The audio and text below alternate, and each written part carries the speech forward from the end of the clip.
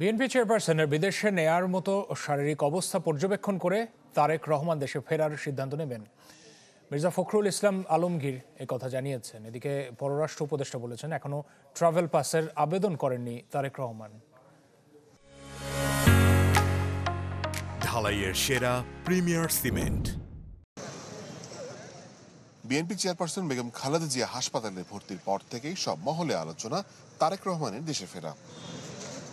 সম্প্রতি ফেসবুক পোস্টে তার দেশে ফেরা একক নিয়ন্ত্রণাধীন নয় বলে উল্লেখ করেন বিএনপির ভারপ্রাপ্ত চেয়ারম্যান।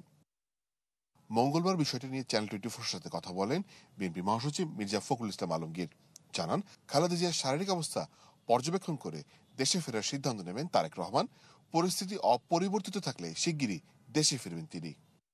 এর আগে এক ফেসবুক পোস্টে খালেদা জিয়ার সুস্থতার জন্য দোয়া ও সহযোগিতার জন্য সবার প্রতি কৃতজ্ঞতা জানান বিএনপির ভারপ্রাপ্ত চেয়ারম্যান। বলেন, দেশবাসীর সম্মিলিত সমর্থনই তার পরিবারের শক্তি ও প্রেরণার উৎস। এদিকে তারেক রহমানের দেশে ফেরা ইস্যুতে পররাষ্ট্র মন্ত্রণালয়ে সাংবাদিকদের সাথে কথা বলেন তৌহিদ হোসেন। জানান, সুনির্দিষ্ট তথ্য নেই মন্ত্রণালয়ের কাছে, তবে ট্রাভেল পাসের আবেদন করলে সরকার ইতিবাচকভাবে দেখবে। স্যার খালি ট্রাভেল পাসটা ইস্যু হয়েছে কিনা স্যার? ট্রাভেল পাস উনি চাইলে ইস্যু হবে, কিন্তু এখনো চান নাই। আমার জানার মতো এখনো চান নাই। পররাষ্ট্র উপদেষ্টা জানান, খালেদা জিয়াকে বিদেশ নিয়ে যাওয়ার ব্যাপারে প্রস্তুতি রয়েছে সরকারের। আত্মীয় স্বজন এবং পার্টির লোকেরা কনফার্ম করবে বাইরে নিয়ে যাওয়া হচ্ছে কিনা, অ্যারেঞ্জমেন্ট আছে। তার মানে তারেক রহমানের আশা নেই, কোনো সুনির্দিষ্ট তথ্য নাই? না, কোনো তথ্য নেই। মোর্শেদ হাসিব, চ্যানেল 24, ঢাকা।